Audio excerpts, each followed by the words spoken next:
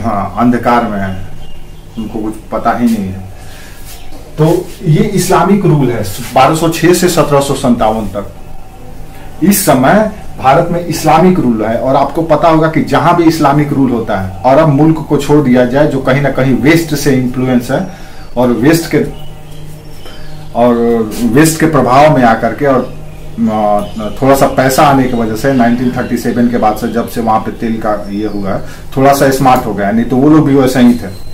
तो ये जाहिलों का शासन था पूरे भारत में, जाहिल कौम, जिसको हम जाहिल कौम कहते हैं। इन्होंने कभी कोई इन्वेजन नहीं किया, कोई खोज नहीं किया, कोई इनका इन्वेंशन नहीं है।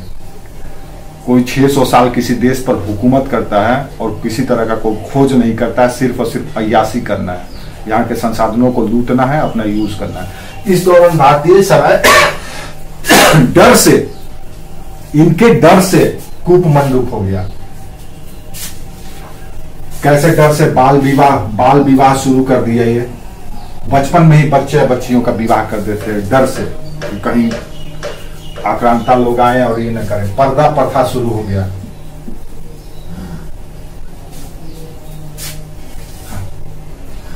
यही रीजन था। सब इतिहास के पन्नों में इसको छुपाया जाता है, बताया जाता है भारतीय स्वयं ऐसा करने लगे थे। ऐसा क्यों करने लगे थे भाई? पहले तो नहीं करते थे, अचानक क्यों करने लगे? तो कहीं ना कहीं इसके डर से तो बाल विवाह शुरू हो गया, प्रथा शुरू हो गया। सती का जो बुराई की कॉन्सेप्ट है, सती भी कॉमन प्रैक्टिस नहीं था। सभी महिलाएं सती नहीं होती थी। सती उन्हीं महिलाओं का किया जाता था जिसका पति का कोई सामाजिक प्रतिष्ठा हो या उसका परिवार सामाजिक ओहदा रखता हो। तो उससे डर से बचने के लिए कि कहीं उसके पति की मृत्यु के उपरांत वो कहीं गलत निगाह या गलत आचरण में ना ये हो जाए, जिससे परिवार की प्रतिष्ठा में दाग लगे, इसलिए सती था। लेकिन कॉमन नहीं था। ये उच्च वर्ग के या भी जो प्रिविलेज क्लास के लोग थे या जो एलिट क्लास के लोग थे, उन्हीं के यहाँ होता था, और भी कॉमन नहीं था। सभी लोग नहीं करते थे। तो सती प्रथा था। स्त्रियों को शिक्षा नहीं दिया जाता था, क्योंकि भाई डर था, स्त्रियों को घर से बाहर भेजना नहीं है। घर से बाहर भेजेंगे तो आप वहां का माहौल अच्छा नहीं था। आप सोचो ना, अगर ये सब चीज इतना कुछ था, तब जाकर के इतना इस्लामीकरण हुआ देश का, इतने लोगों का धर्म परिवर्तन कराया गया। इतना कुछ होने के बावजूद भी भारत में 1% भी आबादी नहीं है जो मुगलों का है या तुर्कों का है वंशज है। कोई नहीं है। सब के सब इंडियन है, हिंदुस्तानी है, भारतीय हिंदू थे, जिनको जबरन कन्वर्ट कराया गया, धर्मांतरित कराया गया। तो ये सब कुछ स्त्रियों की शिक्षा की मनाही थी। तो ये जितने भी कूपमंडूक समाज हमारा भारतीय समाज बना, वो कहीं ना कहीं किसी के डर से, किसी के भय से बना था। तो भारत की सामाजिक दशा आपको कल हम बता चुके थे कि ये दशा थी ना, जिसको हम लोग कहते हैं, इसी को हम लोग कहते हैं, हाँ, छुआछूत हमारे यहाँ पहले से था। छुआछूत वैदिक समाज से था। छुआछूत, हाँ, कन्या भ्रूण हत्या था। भ्रूण हत्या था। कन्याओं का मतलब जो कन्या भ्रूण करने का मतलब यह है, कन्या अगर पैदा होती तो, अजन्मी भ्रूण हत्या मत कहो, कन्या हत्या कहो। भ्रूण का उस समय पता नहीं चल पाता था, क्योंकि उस समय सोनोग्राफी नहीं था, पता पाए तो हाँ, कन्या बालिका का हत्या कर दिया जाता था। अब विशेष करके ये जो प्रवृत्ति था, ये सब वर्ग में नहीं था, ये राजपूतों में था। राजपूतों में एक कहावत था, वो किसी का साला बनना पसंद नहीं करते थे। हाँ, वो किसी का साला बनना पसंद नहीं करते थे। वो कोशिश करते थे कि उसके यहाँ लड़की पैदा ही ना हो। ये प्रवृत्ति था। हाँ, साला नहीं बनना पड़े मुझे। और साला बहुत अच्छा चीज है। साला पता है किसको कहा जाता है, क्या है? जब समुद्र मंथन हुआ था तो उस समय एक शंख निकला था। तो वो शंख जो है विष्णु जी लक्ष्मी जी को दिए थे। तो उस शंख, तो विष्णु लक्ष्मी जी उसको अपना भाई मानी थी, इसीलिए उस शंख का नाम ही साला था। तो हमारे यहाँ उसको साला मतलब पत्नी के भाई साला कहा जा रहा है। छुआछूत हमारे यहाँ पहले से था, अनटचेबिलिटी इसलिए था क्योंकि समाज का ये भी कुछ दो चार क्लास के लोगों, दो चार लोगों को ही, दो चार वर्ग के लोगों को ही कहा जाता था, जो घृणित कार्य किया करते थे, जैसे किसी का वध करना, चोरी करना, या वो गंदे काम करना जो समाज का और वर्ग नहीं करना पसंद करता था। सबके लिए नहीं था छुआछूत। जैसे डोम हुआ, और वो जो मतलब वो क्लास आप समझ सकते हैं जिसको हम और आप अपने साथ नहीं बैठाना पसंद करते हैं, क्योंकि उसका एक्टिविटी, काम अच्छा नहीं है। काम से ही तो आपका पहचान होता है ना। काम अच्छा करेंगे देन आपको सामाजिक प्रतिष्ठा मिलेगी, अच्छा काम नहीं करेंगे देन आपको नहीं मिलेगी। तो समाज कुल मिला जुला करके इन बुराइयों से घिरा हुआ था, और जब अंग्रेज आए तो इसी वजह से आपस में बटे हुए थे, एक दूसरे को हे दृष्टि से देखते थे, हीन दृष्टि से देखते थे, आपस में ही लड़ते झगड़ते रहते थे। जाति प्रथा था सो अलग था, एक जाति दूसरे जाति से अपने आप को श्रेष्ठ समझने लगा था, एक जाति दूसरे जाति को देख करके घृणा करता था। तो कुल मिला जुला करके भारत की समाज की ऐसी की तैसी या लगी पड़ी हुई थी, और अंग्रेजों को इसका फायदा मिल रहा था। अंग्रेज इसी का फायदा उठा करके आपस में लड़वा देते थे, लड़वा करके अपना स्वार्थ साध लेते थे। तो कल तक हम ये पढ़े थे कि भारत की समाज की दशा कैसी थी और क्यों सुधार। हाँ, आज से नहीं है, जब से हम और आप हैं तब से जाति प्रथा है। जाति प्रथा आज का नहीं है। जाति दरअसल क्वालिटी को मैं रिप्रेजेंट करता है कि आप में जो क्वालिटी है आप उस जाति के हैं। ऐसा नहीं था कि ये था कि अगर आप वेद पढ़ रहे हैं, अध्ययन कर रहे हैं, शिक्षा दे रहे हैं तो आप शूद्र ही रहेंगे, नहीं, आप ब्राह्मण बन जाएंगे। जैसे जितने भी आपके हैं धार्मिक ग्रंथों के रचयिता हुए, चाहे वेद व्यास हो, चाहे कबीर हो, ये कहते हैं कबीर कर रहे हैं, और भी बहुत सारे संत हैं जो नीची जाति से थे। वाल्मीकि हुए, हाँ। जाति सिर्फ पहचान को रिप्रेजेंट करता था, ना कि आपकी प्रतिष्ठा को। पहले जो जाति व्यवस्था था वो आपकी पहचान रिप्रेजेंट करता था। पहचान मतलब आप किस ब्रांड के हैं। जैसे आज हम लोग अपना ब्रांड सेट करते हैं, अपने वस्तुओं का ब्रांड सेट करते हैं, है ना। मोबाइल का असंख्य ब्रांड है, नोकिया है, मोटोरोला है, वो सब मोबाइल है, लेकिन सबका ब्रांड वैल्यू अलग है, सबका अलग अलग ब्रांड है। हम किसी से नफरत नहीं करते, हम एक हाथ में नोकिया भी लेते हैं, एक हाथ में एप्पल भी लेते हैं। तो जाति कुछ इसी तरह था, दोनों अलग अलग ब्रांड, दोनों में अलग अलग क्वालिटी, लेकिन दोनों समाज को एक्सेप्ट था और दोनों ही समाज में अपना अहम रोल प्ले करते थे। क्लियर है? तो हम कल तक भारत की दशा समझ चुके थे कि किस तरह की दशा थी जिसमें सुधार की आवश्यकता थी। अगर सुधार नहीं किया जाता तो समाज कूपमंडूक ही बना रहता है, उसी कूप में, यानी कि कुआं का मेढक बना रहता, अंधकार में रहता हो। ठीक है, कूपमंडूक मतलब कुआं का मेढक, अंधकार। जैसे हमको पता है, जैसे बहुत सारे लोग होते हैं कि उनके पास अगर थोड़ा सा रिसोर्स हो जाए, संसाधन, धन संपत्ति हो जाए, ज्ञान हो जाए, तो दुनिया का सबसे ज्यादा अलंबतदार अपने आप को समझने लगता है कि जो है सो हम ही है। उसको हम कूपमंडूक कर सकते हैं। हाँ, अधिकतर अभी वर्तमान में जो मिडिल क्लास के लोग हैं वो सब के सब कूपमंडूक हैं। 2 BHK का फ्लैट लेकर के 3 BHK का फ्लैट ले लेंगे और उनको लगेगा कि दुनिया का सबसे अमीर आदमी, सबसे मॉडर्न आदमी, सबसे स्मार्ट आदमी हम ही है। अगर गलती से उनको सरकारी नौकरी लग गया तब तो वो समझ लो कि तब तो उनको एक तो करेला भी ऊपर से नीम चढ़ा हो जाएगा। एक तो करेला ऊपर से नीम चढ़ा हो जाएगा। आज के लोगों का, मिडिल क्लास के लोगों का यही है। अगर गलती से भी 1 लाख रुपया उनको मिलने लगा, आय हो गया, तब तो फिर किसी को कुछ समझ उनको ये नहीं पता है कि कोई ऐसे लोग हैं जो 10-20 हजार रुपया तो अपना ऐसे ही उड़ा देते हैं बेचारे। मतलब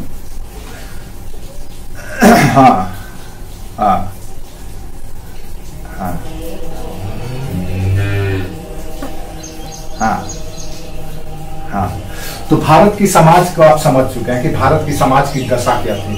महिलाओं की स्थिति जर्जर थी, जाति व्यवस्था था, अछूत था, हर कोई एक दूसरे के से परेशान था, हर कोई एक दूसरे को देख करके जलता था, हर किसी को समस्या था। ऐसी स्थिति में अंग्रेज आकर के पूरे भारत को कब्जाने लगे थे।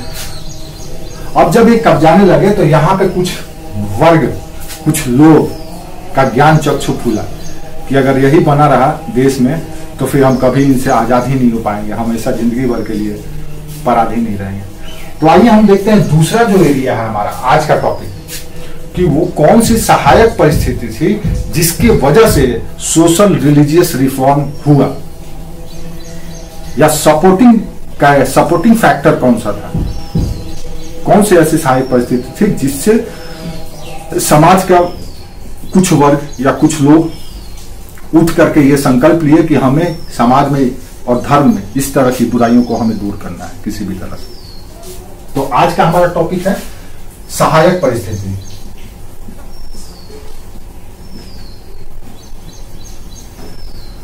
काहे की सहायक परिस्थिति सोशल रिलीजियस रिफॉर्म थी। सामाजिक धार्मिक सुधार की सहायक परिस्थिति क्या है, एक एक करके हम इस पे बात करने वाले हैं।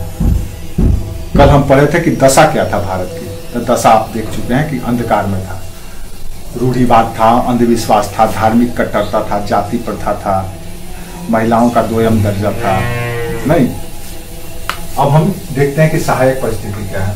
सहायक परिस्थिति को समझने के लिए हम एक बात समझ लो ऐसे ही कि हमको अपने शक्ति का जरूरत या एहसास तब होता है जब हम पे संकट आता है। जब हमारे ऊपर संकट आता है, देन हम अपने शक्ति को या पावर को फील करते हैं, और अगर नहीं है देन उसको रिस्टोर करते हैं, उसको अर्जित करते हैं, संचित करते हैं कि हमें चाहिए। तो भारतीयों के साथ भी कुछ ऐसा ही था। भारत की स्थिति कुछ ऐसी थी, ऊपर से जब अंग्रेज आए भारत में प्रवेश किए तो इन्होंने इन भारतीयों की आंख खोल दी कि देखो तुम्हारी स्थिति क्या है, हम कहाँ हैं और तुम कहाँ हो। अब जैसे देखना किसी लड़का या किसी लड़की की उसकी क्वालिटी चाहे जो भी हो, चाहे इंटरनल क्वालिटी हो, उसके आंतरिक गुण हो या बाह्य गुण हो, देखने में सुंदर हो क्या नहीं हो, ये सब की परख तब होती है जब उसके सामने उससे बेहतर कोई खड़ा हो जाए। तब उसको लगता है यार हम तो थोड़ा कम स्मार्ट है, हम थोड़ा कम सुंदर है। देन वो कोशिश करता है कि हम भी उसी के लेवल पे पहुंचे या उससे आगे निकले। तो भारतीयों के साथ भी कुछ इसी तरह का हुआ। जब अंग्रेज भारत में आए तो अंग्रेजों से इन्होंने अपने आप को तुलना करना शुरू किया कि हम कहाँ पे हैं, हमारा समाज कितना कचड़ा है, हमारा समाज कैसा है और इनका समाज कैसा है। वो आते थे एकदम कोट पैंट पतलून पहने हुए, एकदम स्मार्ट लोग, एक दूसरे को कोऑपरेट करने वाले, उनका देश डेवलप था, अच्छे पहनते थे, अच्छा खाते थे, अच्छा सोचते थे। और हम यहाँ क्या है कि एक दूसरे पे ही प्रहार कर रहे हैं, आक्षेप कर रहे हैं, एक दूसरे से ही लड़ रहे हैं। ठीक है, तो ये जो सबसे पहला फैक्टर था वो ये था कि अंग्रेजों का भारत में आगमन। और जब ये भारत में आए तो यहाँ पे हम क्या पढ़ रहे हैं पता है ना, हम पढ़ रहे हैं कि वो कौन सी सपोर्टिंग, हाँ, जिससे सोशल रिलीजियस रिफॉर्म हुआ, किया जा सका। अगर ये सब कुछ नहीं होता तो जैसा पहला भारत था अंधकार में वैसा ही बने रहता, वैसे ही वो सारी बुराइयां, सारी कुरीतियां भारत में चलती रहती। अगर ये सब कुछ नहीं होता तो हम ये बात करने वाले हैं। ठीक है, तो कैसे हुआ? तो अंग्रेजों की भारत में आगमन से भारतीयों में एक नवीन सोच पैदा हुआ। ये नवीन सोच किसमें पैदा हुआ? तो ये नवीन सोच दरअसल उस समय के तत्कालीन भारत के नए बुद्धिजीवी वर्ग में पैदा हुआ। नए बुद्धिजीवी वर्ग वो वर्ग था जो अंग्रेजी शिक्षा से पढ़ा लिखा था, अंग्रेजी समाज को देखा था करीब से, अंग्रेजी बच्चों के साथ रहा था। तो इनका भी दिमाग खुला। जैसे कि देखना कि अगर कोई परिवार का कोई व्यक्ति विदेश चला जाता है, अब्रॉड चला जाता है या पढ़ लिख जाता है, दुनिया को देख लेता है, तो आकर के सबसे पहला अगर कहीं सुधार करता है तो अपने परिवार का करता है, लोगों का, अपने परिवार के लोगों का खान पान, रहन सहन, बातचीत का स्टाइल, पहनावा, सब कुछ बदल देता है। तो भारत में भी जो अंधकार रूढ़िवाद कुरीति थी उसको दूर करने में नवीन बुद्धिजीवी वर्ग पैदा करने का श्रेय इन अंग्रेजों को ही जाता है। कैसे? इन्होंने अंग्रेजी शिक्षा के माध्यम से नवीन शिक्षा देकर के भारत में एक ऐसा वर्ग पैदा किया जो भारतीयों के बारे में सोचने लगा। क्या सोचा? तो इन्होंने जो सोचा उनका सोच पूरी तरह से, ये जो नवीन सोच है ये पूरी तरह से वैज्ञानिक हो गया, तर्क पर आधारित हो गया। क्या है वैज्ञानिक, क्या है तर्क पर आधारित, बताते हैं। नेक्स्ट, मानववादी हो गया, मानवतावादी हो गया, व्यक्तिवादी हो गया। इस तरह के सोच इन पर सोच आया, क्योंकि ये सारे के सारे सोच अंग्रेजों के पास थे, इसलिए इतना वो बेहतर कर रहे थे। यानी कि समाज में जितनी भी व्यवस्थाएं थी जो पहले से चली आ रही थी, चाहे धर्म के क्षेत्र में हो या सामाजिक क्षेत्र की हो, अगर बाल विवाह हो रहा है तो क्यों हो रहा है, क्यों करें हम बाल विवाह, तो उसकी तर्क की जाती थी कि बाल विवाह करने से फायदा क्या है, नुकसान क्या है। और उस तर्क का जो निष्कर्ष निकलता था वो लोगों के सामने रखा जाता था कि देखो अगर तुम बाल विवाह करते हो देन इसके बच्ची का सेहत पर क्या असर पड़ेगा, बच्चे का भविष्य पर क्या असर पड़ेगा। तो समाज की जो भी व्यवस्थाएं या परंपराएं वर्षों से चली आ रही थी वो तर्क कसौटी पर कसा जाने लगा। और ये तर्क कहां से आया? ये अंग्रेजी शिक्षा से आया। अंग्रेजी हुकूमत में जो वैज्ञानिक शिक्षा दी जाने लगी उससे इन पे भी आया। हमारे यहाँ भी वैज्ञानिक शिक्षा थी, ऐसा नहीं था कि नहीं था, लेकिन उस शिक्षा का हम प्रयोग नहीं करते थे।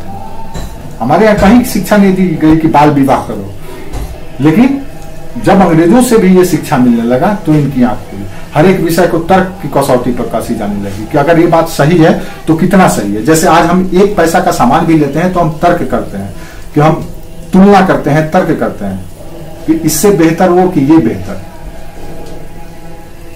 नहीं। हाँ, तो भारत के समाज को नवीन बुद्धिजीवी वर्ग ने एक नवीन सोच दी है, मानवतावादी। मानवतावादी कहने का मतलब यह है कि कोई भी व्यवहार या कोई भी परंपरा समाज में चल रहा है तो मानव के हित में है कि नहीं, मानव को केंद्र में रखा जाने लगा। ये नहीं कि ईश्वर क्या सोच रहे हैं, समाज क्या सोचेगा, नहीं, मानव के लिए वो कितना फायदेमंद है। जैसे कि अब देखो कई ऐसे वैज्ञानिक प्रयोग हैं जो आज प्रयोगशाला में दबा करके रख दिया गया है। क्यों? क्योंकि मानवतावादी नहीं है। जैसे स्टेम सेल टेक्नोलॉजी है जो कि हम लोग, जिससे हम लोग क्लोनिंग करते हैं, क्लोनिंग किया जाता है स्टेम सेल से, भ्रूण सेल से, उससे भ्रूण सेल से, तो उससे जो क्लोनिंग किया जाता है वो जानबूझ करके उसको रोक दिया गया, क्योंकि हो सकता है आने वाले समय में ये मानव के अगेंस्ट हो जाए। अब एक ही व्यक्ति है, हम हैं, अब हमारा भ्रूण से ही एक नवीन पंकज तैयार कर दिया जाए तो एकदम क्लोन बना करके, तो क्या होगा, एक चले जाएगा दूसरा खड़ा रहेगा। इसी तरह से असंख्य बनाया जा सकता है, तो ये अफरा तफरी मच सकता है। विज्ञान के कई ऐसे अनुसंधान है जिसको आज दबा करके रख दिया गया है क्योंकि वो मानववादी नहीं है, मानव के हित में नहीं होगा। ठीक है, तो इन्होंने मानवतावाद को बढ़ावा दिया, मानव को केंद्र में माना, मानव के हित, मानव की रक्षा, मानव के विकास को ध्यान में रख करके, तर्क करके और वैज्ञानिक टेम्परामेंट के साथ। वैज्ञानिक टेम्परामेंट ये कहता है कि प्रयोग के उपरांत जो निष्कर्ष निकलेगा उसी को हम एक्सेप्ट करेंगे। ठीक है, ऐसा नहीं है कि आसमानी किताब में लिखा हुआ कि धरती चपटी है और अल्लाह ने आसमान को उठा करके रखा हुआ क्योंकि हो सकता है आसमान गिर जाए। तो ये साइंटिफिक नहीं है। आप जब इसको तर्क करेंगे, रिसर्च करेंगे तो पता चलेगा ऐसा कुछ भी नहीं है, देन हम इसको डिनाई कर देंगे। तो वैज्ञानिक सोच ये कहता है कि हर एक चीज की वैज्ञानिक परख की जाए, उसको प्रयोग में देखा जाए कि वो कितना सत्य है, कितना अकाट्य है।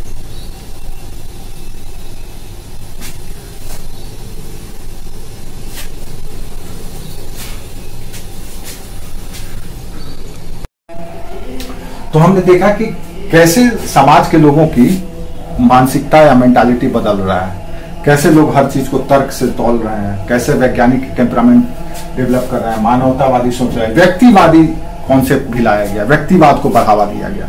व्यक्तिवादी कॉन्सेप्ट में या संकल्पना में हर एक व्यक्ति की अपना अहम भूमिका को स्वीकार किया गया, उसकी महत्ता को स्वीकार किया गया। ऐसा नहीं है कि अगर हम किसी के बारे में सोच रहे हैं तो सिर्फ समूह के बारे में सोच रहे हैं, एक एक व्यक्ति के बारे में नहीं। जैसे कि मान लो कि व्यक्तिवादी कॉन्सेप्ट ये करता है कि हर एक व्यक्ति की इच्छा और अनिच्छा का ख्याल रखा जाए। ऐसा नहीं है कि घर में सिर्फ 4 ही लोगों को समोसा पसंद है और 2 लोगों को पसंद नहीं है, तो कोई बात नहीं, 4 ही लोगों के लिए ले जाओ, खाना होगा खाएगा, नहीं खाना होगा तो नहीं खाएगा। ये व्यक्तिवादी नहीं है। व्यक्तिवादी ये कहता है कि अगर 4 लोगों को समोसा पसंद है तो इन 4 लोगों के लिए समोसा, और अगर 2 लोगों के लिए जलेबी पसंद है तो 2 लोगों के लिए जलेबी लेकर के जाया जाए। यह है व्यक्तिवादी, यानी हर एक व्यक्ति की महत्व को समझा गया। हाँ, तो समाज में क्या बोल रही है एग्जाम्पल?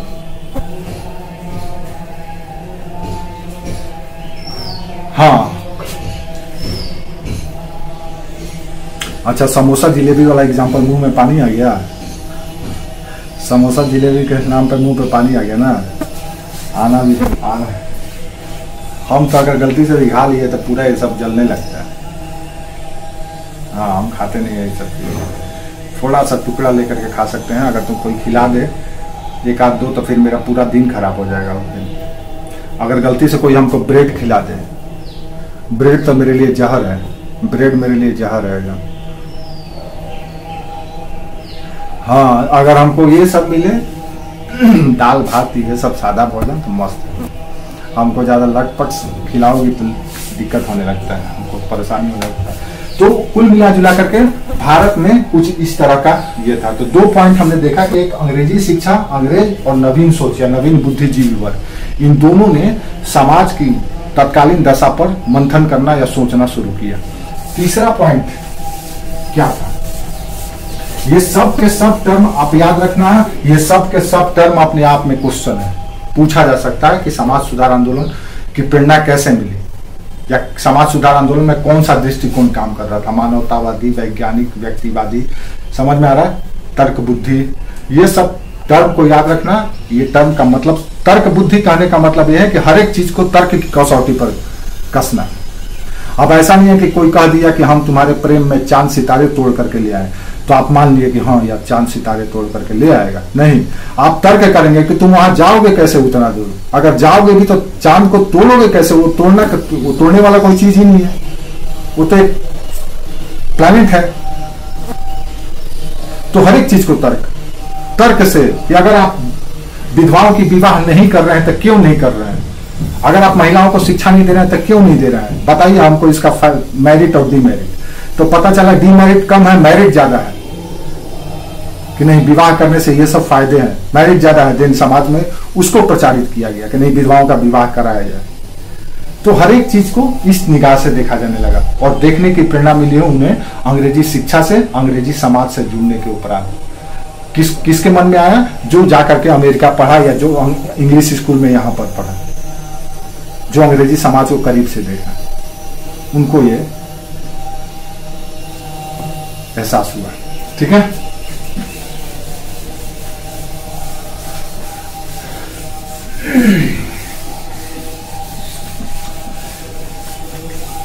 तीसरा पॉइंट,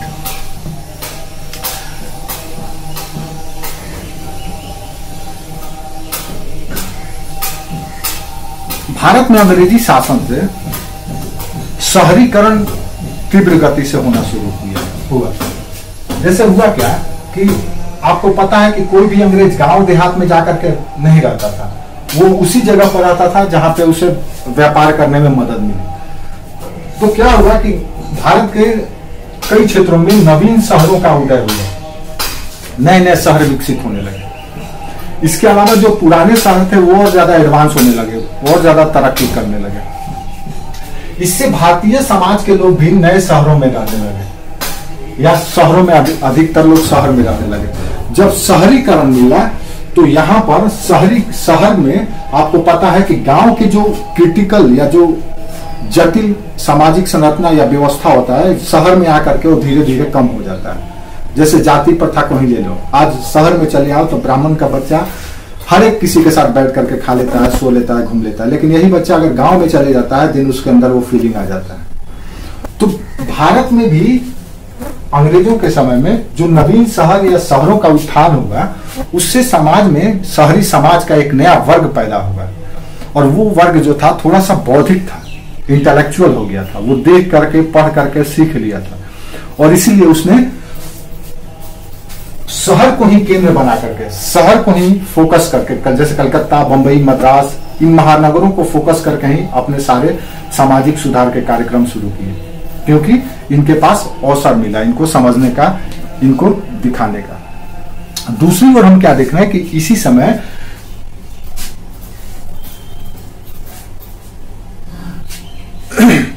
यूरोप में, इसी समय या इससे पहले कह सकते हैं, इससे पहले यूरोप में, जैसे कि यूरोप में अगर देखें तो फ्रेंच रेवोल्यूशन हुआ, अमेरिका में देखें तो अमेरिकी क्रांति हुई, यूरोप में देखें तो औद्योगिक क्रांति हुआ, और ये सब जो क्रांति हो रहा है या सुधार हो रहा है, उसका प्रचार प्रसार कहीं ना कहीं भारत में भी पहुंचने लगा। जैसे आप देखें तो कई ऐसे अंग्रेज भारतीय थे जिन्होंने, जैसे कि नाम ले लो अगर तो विलियम जोन्स, इन्होंने एशियाटिक सोसाइटी बनाया था, एशियाटिक सोसाइटी, अभी बता देते हैं, थोड़ा सा ये इंपॉर्टेंट है, ये पूछा भी जाता है कभी कभी, एशियाटिक सोसाइटी।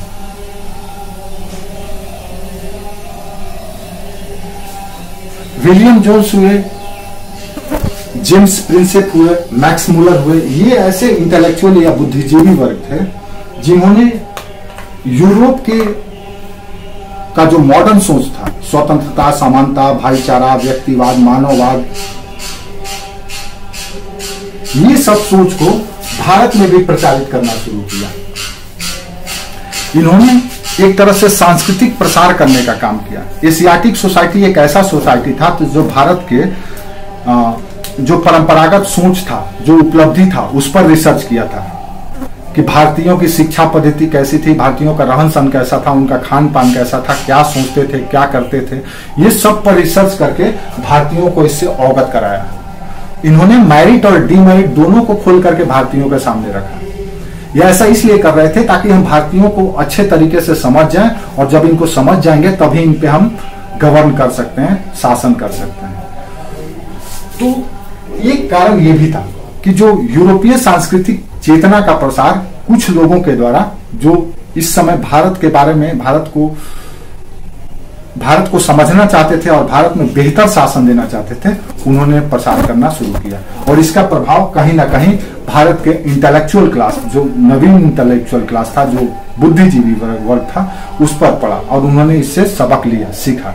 जैसे मान लो हम ही हैं या आप हो, आप कल तक गांव में थे, शहर में रहने लगे, और ऐसे जगह रहे जहां के आसपास पड़ोसी बहुत स्मार्ट लोग हैं, बहुत साइंटिफिक टेम्परामेंट वाले हैं, बहुत प्रोग्रेसिव लोग हैं, प्रगतिवादी दृष्टिकोण रखते हैं। बुरी चीज, जाति प्रथा, धर्म, ये जो जिससे आपका कोई भला नहीं हो रहा है, उस पर वो ध्यान नहीं देते हैं, वो शिक्षा पर ध्यान देते हैं, कल्याण, मानव कल्याण पर ध्यान देते हैं। दिन आपके अंदर भी देख करके सीखने को अवसर मिलता है, और आप भी सीखते हैं और आप भी उसको इंप्लीमेंट करते हैं। सेम चीज भारत में भी हुआ। भारत में जो कुछ भी किया अंग्रेजों के हुकूमत के बाद, वो सब के सब अंग्रेजों से ही लेकर के अंग्रेजों पर यूज किया। इसलिए यूपीएससी में एक सवाल पूछा जाता है कि भारतीयों ने अंग्रेजी बेड़ी को, यानी जंजीर को, अंग्रेजी हथौड़ा से ही तोड़ दिया। यानी कि सब कुछ उन्हीं का था, उन्होंने ही लाया था अपने लिए, लेकिन हम उसका इस्तेमाल करके उन्हीं पर अटैक कर दिए। समझ में आया? हाँ, एक और चीज हुआ कि भारत में इस समय कुछ कॉलेज हुआ करते थे, जैसे जहां पर आप कह सकते हैं कि अंग्रेज अधिकारियों को शिक्षा दी जाती थी, तैयार किया जाता था। जैसे आप अगर ब्यूरोक्रेट बनते हैं, आईएएस ऑफिसर बनते हैं, दिन आपके लिए मसूरी की व्यवस्था की गई है। वहां पर आपको ट्रेनिंग दिया जाता है कि कैसे जाकर के आपको आईएएस का काम करना है, कैसे समाज को संभालना है, कैसे सरकारी योजनाओं को इंप्लीमेंट करना है। तो भारत में भी फोर्ट विलियम कॉलेज था। कहां पे था? कलकत्ता में। इस कलकत्ता के फोर्ट विलियम कॉलेज में अंग्रेज अधिकारियों को शिक्षा दिया जाता था कि कैसे उन्हें प्रशासन चलाना है। तो इसके लिए इन्हें भारतीय लोगों का रहन सहन, खान पान, संस्कृति, व्यवहार सबकी शिक्षा दी जाती थी। तो इसके लिए इन्होंने क्या किया कि भारत में जो उस समय दो प्रमुख धर्म था, इस्लाम और सनातन या हिंदू धर्म, तो हिंदू धर्म और इस्लाम के जितने भी टेक्स्ट थे, जिसके माध्यम से, जिसके मार्फत से समझा जा सकता था मुसलमानों को भी और हिंदुओं को भी, इन्होंने इसको ट्रांसलेट कराया। काहे के लिए? ताकि ब्रिटिश अधिकारी जो तैयार हो रहे हैं, जो कल को भारत में गवर्नमेंट को संभालने वाले हैं, उनके लिए इन्होंने अनुवाद करना शुरू किया और अनुवाद करके भारतीय लोगों की सामाजिक धार्मिक स्थिति से अवगत कराना शुरू किया। जब इन अरबी ग्रंथ और संस्कृत में लिखे ग्रंथों का इंग्लिश में और हिंदी में ट्रांसलेट होने लगा, तो ये आम लोगों तक अब पहुंच हो गया इन ग्रंथों का। आम लोग भी अब वेद पढ़ने लगे, आम जो कॉमन मैन था वो भी अरबी टेक्स्ट पढ़ने लगा। अरबी में लिखा हुआ, फारसी में लिखा हुआ ग्रंथों को वो अब हिंदी में पढ़ सकता था, इंग्लिश में पढ़ सकता था और पढ़ के समझ सकता था कि इन ग्रंथों में कोई बुरी बात नहीं लिखी गई है, बल्कि इसको तोड़ मरोड़ करके मीडिएटर, पंडित, मुल्ला, मौलवी, काजी, मुकर्रर, ये लोग गलत तरीके से परोस देते हैं कि अगर तुम यज्ञ नहीं करोगे दिन भगवान का श्राप पड़ेगा। ये सब ऐसा कुछ भी तो लिखा हुआ था नहीं किताबों में। तो इन्होंने इनके लिए अनुवाद कराया और ये टेक्स्ट या इसकी जो सूचनाएं थी वो कहीं ना कहीं आम लोगों तक पहुंचने लगा। इससे आम लोगों में, विशेष करके बुद्धिजीवी वर्ग, जो पढ़ा लिखा था, जो स्मार्ट वर्ग था, वो इस चीज को समझ गया। तो अंग्रेजों ने किया था अपने अधिकारियों को शिक्षा देने के लिए और फायदा मिल गया यहाँ के बुद्धिजीवियों को समझने के लिए। समझ में आया?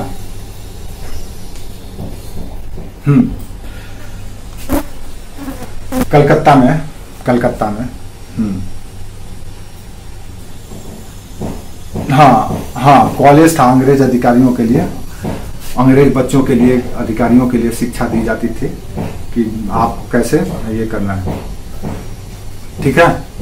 अच्छा, एक और चीज था, भारत में अंग्रेजों के आगमन के बाद यातायात और संचार का विकास हुआ। आपको पता है रेलवे का विकास हुआ। 1853 में बम्बई से ठाणे तक ट्रेन चला।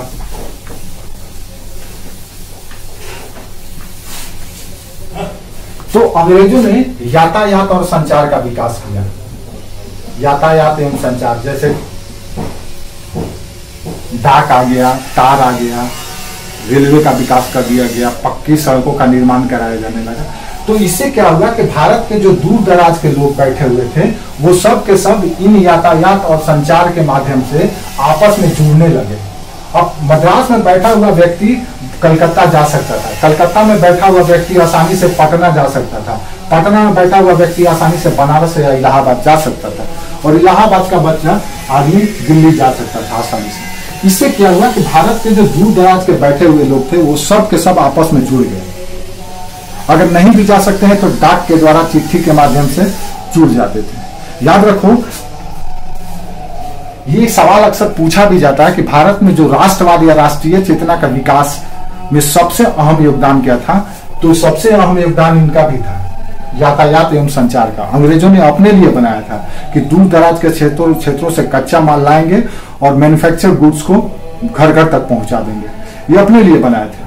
अपने शासन को दुरुस्त करने के लिए इन्होंने संचार की व्यवस्था की थी, डाक तार की फैसिलिटी यहाँ पे लाया था।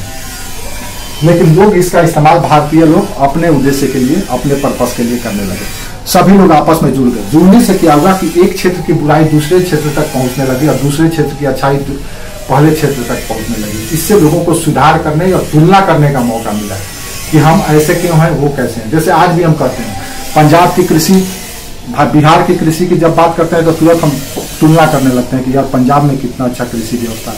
क्यों? क्योंकि हम जाकर के देखें, हम गए वहां पे ट्रेन से गए, बस से गए, प्लेन से गए, जाकर के देखे और आकर के लोगों को बताया। दिन हम भी सुधार करने लगे, यार हम भी अच्छे से सिंचाई करेंगे, हम भी कीटनाशक का उपयोग करेंगे, हम भी केमिकल फर्टिलाइजर का यूज करेंगे और हम भी बीमा कराएंगे।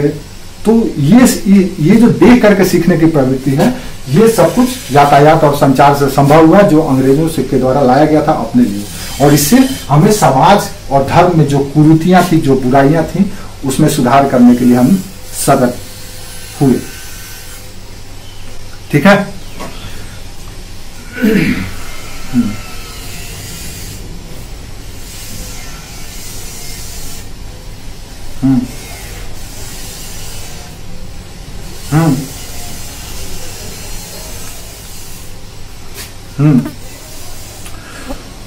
तो समाज सुधार के लिए जो सबसे पहला चीज था या सबसे अहम चीज था जिससे समाज सुधार संभव हो सका, समाज सुधार या धर्म सुधार करने के लिए लोगों का ज्ञान चक्षु खुला, वो कुछ ये सब कारण थे। ठीक है, समझ में आ गया यहां तक? एक और बात है, यहां पे जब भारत में अंग्रेजों का प्रवेश हो गया, जब भारत के बहुत बड़े क्षेत्र पर अंग्रेजों ने धीरे धीरे कब्जा करना शुरू किया, चाहे किसी भी तरह से, युद्ध के माध्यम से हो या संधि के माध्यम से,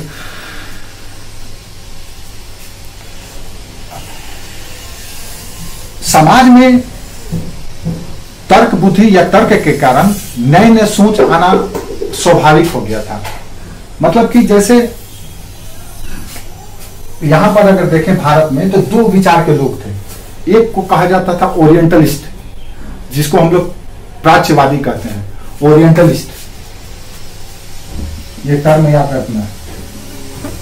ओरिएंटलिस्ट दरअसल वो कॉन्सेप्ट है, या ओरिएंटलिस्ट लोग वो लोग होते थे जो भारत की प्राचीन जो सिस्टम था, व्यवस्था, चाहे सामाजिक हो, धार्मिक हो, राजनीतिक हो, जो भी जो नियम पहले से भारत में चल रहा था, उसको इन्होंने सराहा, बोला नहीं अच्छा है, इसमें अगर थोड़ा बहुत सुधार कर दिया जाए देन अच्छा होगा।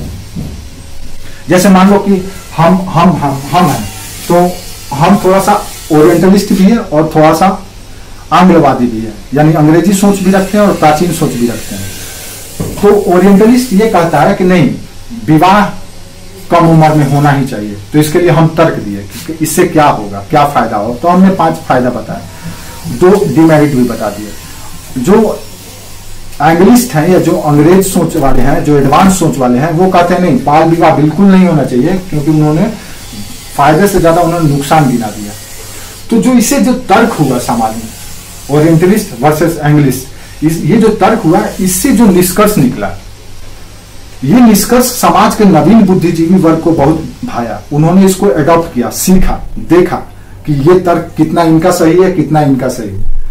क्योंकि भारत पर शासन करने के लिए यूरोप में जो विचारधारा चलता था, वो कहीं ना कहीं भारत पर भी हावी हो जाता था। उसी विचारधारा के लोग शासन में शामिल होते थे। जैसे अभी देखो, वर्तमान में देखो तो भारत में 2 तरह की सोच चल रही है, एक रामवादी, दूसरा वामवादी। रामवादी वो है जो भारत की सांस्कृतिक गौरव को, इतिहास को, परंपरा को गौरवान्वित महसूस करते हैं, उसको बढ़ावा देना चाहते हैं, जैसे बीजेपी वाले लोग, आरएसएस वाले लोग। तो दूसरी ओर दूसरी पार्टियां हैं जिसको हम वामवादी कहते हैं। ये क्या करते हैं, जिसको हम लोग सामान्यतः दक्षिणपंथी और वामपंथी भी कहते हैं। दक्षिणपंथी वो है जो प्राचीन व्यवस्थाओं को सराहता है, उसको प्रोत्साहित करता है। वामपंथी वो है जो उसको एकदम बिल्कुल डिनाई कर देता है, बोलता नहीं, ये नहीं चलेगा, ये चाहिए। तो ये जो यूरोप में वैचारिक संघर्ष चल रहा था, उसका प्रभाव कहीं ना कहीं भारत के शासन पर पड़ रहा था। तो उससे भी भारतीयों को बहुत कुछ सीखने को मिला, और इस सबक से, इस सीख से इन्होंने भारत के समाज को, धर्म को सुधारने का प्रण लिया। ठीक है, तो ये कुछ ऐसे विचार हैं जिसको आपको समाज सुधार आंदोलन से पहले जानना चाहिए। ठीक है,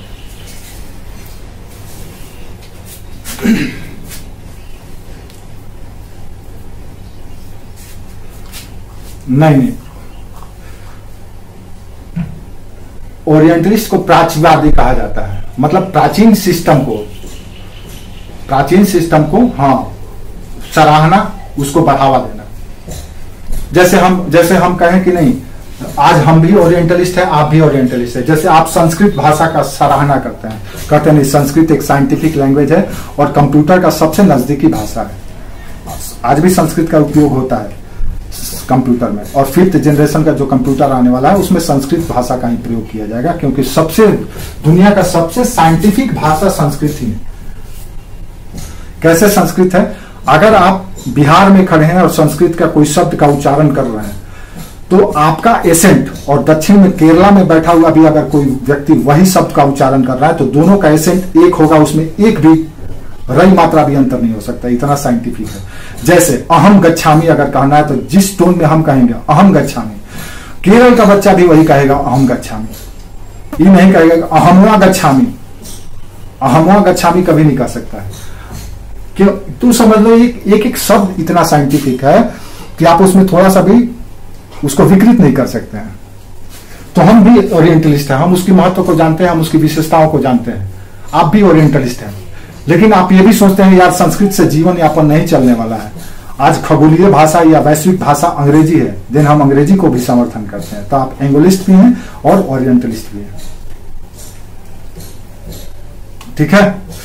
तो ये सहायक परिस्थितियां थी, या ये कुछ इस तरह का ग्राउंड बना हुआ था जिस पर भारतीय बुद्धिजीवियों को, जैसे राजा राम मोहन राय, केशव चंद्र सेन, ईश्वर चंद्र विद्यासागर, दयानंद सरस्वती, माइकल मधुसूदन, या मुस्लिम समाज के जो भी हो, हिंदू समाज का जो हो, सिख समाज का हो, जिसने भी समाज धार्मिक सुधार करने का प्रयास किया, वो सब के सब इस बनाए हुए पिच पर ही खेले। उनके पास उनके समय में इस तरह की सरकमटेंसेस भारत में थी, और इसके मदद से उन्होंने भारत की कुरीतियों को, भारत की सामाजिक दशा को तुलना किया यूरोपीय समाज से, और देखा कि कौन बेहतर है, कौन अच्छा है, कौन बुरा है, कौन खराब है। और तब जाकर के उन्होंने धीरे धीरे समाज की बुराइयों को, कुरीतियों को, अंधविश्वास को, रूढ़िवाद को, कुप्रथा को दूर करने का प्रयत्न शुरू किया, ठीक है।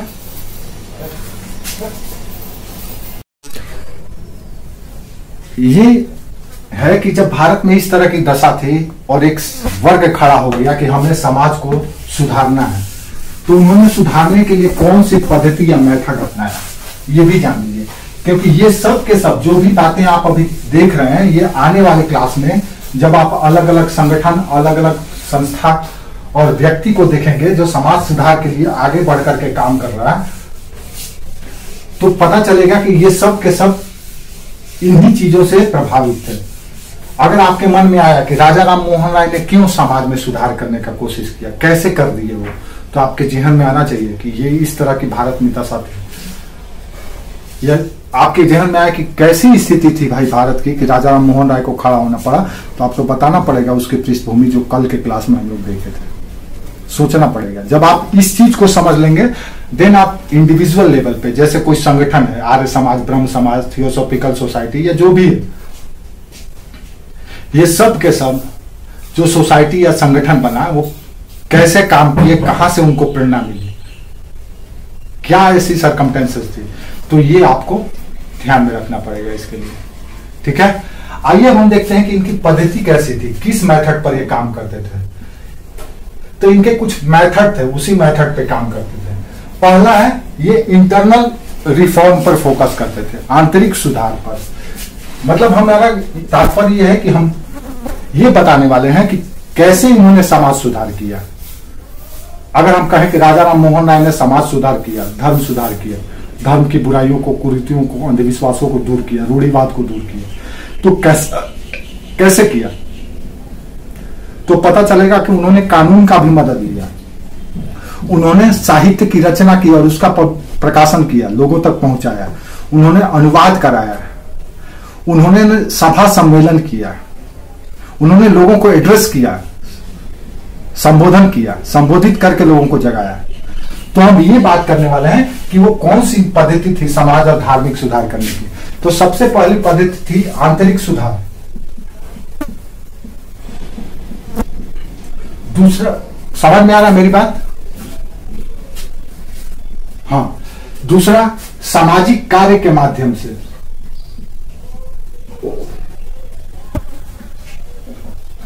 जैसे कि अगर हमको, जैसे ऐसे समझ लो, भारत में स्वच्छ भारत अभियान चल रहा है, नरेंद्र मोदी के द्वारा चलाया गया है।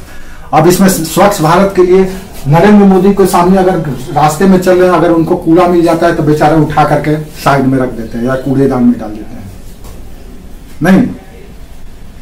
तो उन्होंने करके दिखाया कि साफ करना है। फिर क्या? फिर कानून के माध्यम से, अगर आप गंदगी फैलाएंगे देन आपको सजा होगा। कानून बना दिया गया कि हर एक संस्था में, हर एक संगठन में, हर एक मोहल्ला में अगर गंदगी इससे ज्यादा पाया गया, देन उस संस्था, उस समूह, उस समाज के जो प्रतिनिधि हैं उनको सजा दी जाएगी या वो उसके जिम्मेवार हो। तो समाज सुधार के लिए 3-4 मेथड अपनाया गया, 3-4 पद्धति अपनाई गई और इसी के माध्यम से लाया गया। चौथा, परिवर्तन के माध्यम से। अब आंतरिक सुधार क्या था? आंतरिक सुधार कैसे किया गया? तो आंतरिक सुधार में दरअसल क्या था कि इन्होंने ये सोचा कि समाज के अंदर जो बुराई है उसके अंदर से ही ठीक किया जाए, दुरुस्त किया जाए। जैसे हमको पता है कि आप लोग बहुत अच्छी लड़की हैं, आप अपने परिवार की जिम्मेवारियों को भी समझते हैं और खुद की जिम्मेवारी को भी समझते हैं, लेकिन थोड़ा सा भटक गए हैं। तो हम क्या करेंगे भाई, आपको हम जगाएंगे, हम आपको तर्क देंगे, आपको दिखाएंगे, समझाएंगे, आपसे वाद विवाद करेंगे, डिबेट करेंगे कि ऐसा करोगे तो अच्छा होगा, आप भी समझ पाओगे उस चीज को। तो आंतरिक सुधार के माध्यम से सबसे ज्यादा जोर दिया गया। इसके लिए क्या किया गया, तो इसके लिए सभा आयोजन किया गया, इसके लिए पुस्तक प्रकाशित किए गए, इसके लिए डिबेट रखा गया, वाद विवाद रखा गया, और इसके माध्यम से, इन सारे माध्यम से भारतीय समाज को जागृत किया गया, उनकी बुराइयों को उनको दिखाया गया कि यार तुम महिलाओं को जो सती कर दे रहे हो ये अच्छी बात नहीं है, आप उसकी दूसरा विवाह कर दो, उसका भी तो जीवन है, उसका भी तो मूल्य है, उसका भी तो परिवार हो, किसी की हत्या क्यों कर रहे हो। अगर आप जाति प्रथा लेकर के घूम रहे हैं एक दूसरे के साथ, तो आपने बताया कि कल को अगर संकट में पड़ जाओगे तो तुमको यही लोग काम आएंगे, न कि कोई दूसरा आएगा बाहर से तुम्हारे जाति का, आपको एहसास कराया गया। तो कुल मिला जुला करके आंतरिक सुधार यानी कि इसके माध्यम से समाज सुधार किया गया। चाहे कोई भी समाज सुधारक हो, कोई भी संगठन समाज सुधार के लिए खड़ी हुई हो, उन्होंने इस पद्धति से काम किया। दूसरा था सामाजिक कार्य के माध्यम से, जैसे कि कोई संगठन बना दिया गया, जैसे कि ब्रह्म समाज, Arya Samaj, Ramakrishna mission, theosophical society, इस तरह से कई समाज बने भारत में समाज सुधार करने के लिए, महिलाओं के लिए भी और पुरुषों के लिए, अब संपूर्ण समाज के लिए भी। इन्होंने जमीनी लेवल पे जाकर के कार्य किया, लोगों को जगाया, बताया, दिखाया, करके दिखाया, तब जाकर के लोग प्रेरित हुए और अपने आप को धीरे धीरे चेंज करना शुरू किए। जो जातीय अभिमान था, जो धार्मिक कट्टरता था, जो रूढ़िवादिता था, जो अंधविश्वास था, वो सब के सब इन्होंने अपने कार्य पद्धति से, अपने संगठन के माध्यम से करके, संगठन में लोग इनके कैडर है, ये सब के सब कैडर ग्राउंड लेवल पे जाते थे, गांव गांव शहर शहर घूमते थे, करते थे और लोगों को प्रेरित करते थे। जैसे आज भी देखेंगे हम लोग, तो सरकार कोई भी स्कीम को ग्राउंड लेवल तक इंप्लीमेंट करना चाहती है, देन अपना वॉलंटियर भेजती है और जाकर के गांव गांव, घर घर, मोहल्ला मोहल्ला वो काम करती है और लोगों को जगाती है कि बेटी को पढ़ाओ, बेटी का विवाह इतना उम्र में करो, बेटा का ये ख्याल रखो। तो ये दूसरा मेथड था समाज सुधार का। तीसरा मेथड था कानून के माध्यम से। आप देखेंगे कई ऐसे, जैसे सती प्रथा, बाल विवाह, ये सब कुछ, सती प्रथा हुआ या बाल विवाह हुआ या विधवा पुनर्विवाह हुआ, ये सब के सब अगर आप देखें तो कानून के माध्यम से इसको इंप्लीमेंट किया गया। जो इंटेलेक्चुअल क्लास था, जैसे राजाराम, केशव चंद्र, दयानंद, विवेकानंद, ये सब जो लोग थे, इन्होंने सरकार पे दबाव डाला कि भैया आप कानून बनाइए।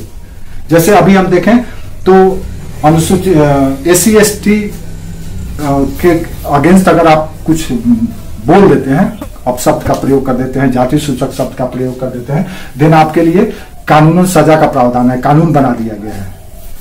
अब लोग डर से, भय से नहीं बोलते हैं, नहीं तो तुरंत उसके जाति सूचक शब्दों से संबोधित करते, उसको अपमानित करते, मार देते। और वहां पर ये जो है, ये और ये काम नहीं आता, वहां पे कानून का डर या कानून का डंडा ही काम आता है। तो कानून के मदद से भी सुधार किया गया। जैसे 19 में ला दिया गया सती प्रथा के खिलाफ, बाल विवाह के लिए कानून ला दिया गया, विधवाओं के पुनर्विवाह के लिए कानून ला दिया गया और उसको लागू कर दिया गया। अब अगर आपका हाँ, लेकिन ये हमेशा बना नहीं रहता, ये धीरे धीरे कमजोर हो जाता है। लेकिन ये आंतरिक सुधार हुआ, सामाजिक कार्य हुए, तब जाकर के ये फ्रूटफुल हुआ। अगर ये सब कुछ नहीं हुआ होता तो लोग बगावत कर देते, जैसे आज हो रहा है। UCC लाने की बात हो रही है, तो अभी ये और ये नहीं हुआ है। अगर ये और ये हो गया रहता फिर ये काम कर जाता है। अब डायरेक्ट हम इसी पे, सरकार यूनिफॉर्म सिविल कोड ला रही है ना, एक देश एक कानून, सबके लिए एक ही कानून होगा।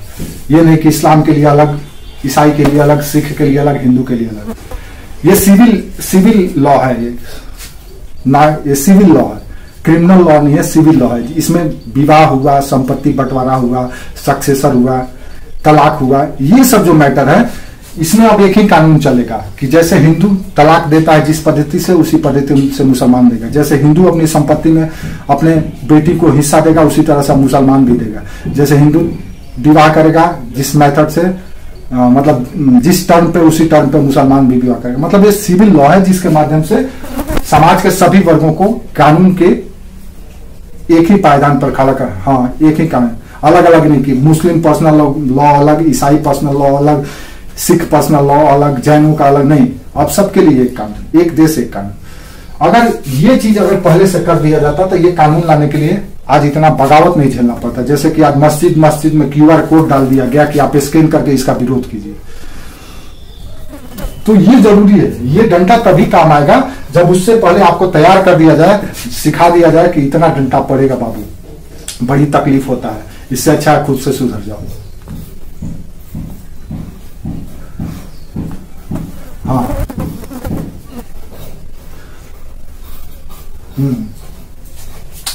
तो ये कुछ ऐसे मेथड थे जिस मेथड के माध्यम से, एक और था परिवर्तन के माध्यम से। जैसे लोगों ने एग्जाम्पल सेट किया, एक एग्जाम्पल सेट करके, जो समाज सुधारक थे या उनकी जो संगठन थी, उन्होंने एग्जाम्पल सेट किया, परिवर्तन किया और दिखा करके लोगों को प्रेरित किया कि आप भी ऐसा करो, इससे समाज का भला होगा। तो ये चारों पद्धति सामाजिक धार्मिक सुधार आंदोलन में प्रयोग किए गए। अभी तक से आप सिर्फ सीधे पढ़ लेते थे कि उन्होंने पुस्तक रिलीज किया, पुस्तक छापा, कानून लाया गया, समाज में ऐसा ऐसा किया गया, लेकिन ये चारों मेथड समझ लीजिए, इन्हीं मेथडों से सोशल रिलीजियस रिफॉर्म हुआ।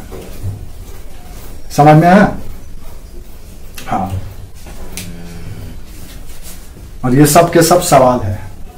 अब वो कोई जरूरी नहीं है कि आपसे यही पूछे कि आर्य समाज की स्थापना किसने की थी। अब ये सब क्वेश्चन पुराना हो गया, अब इस तरह के क्वेश्चन ही आपसे पूछे जाएंगे। तो कॉन्सेप्ट क्लियर रखिएगा तो आसानी से बता सकते हैं।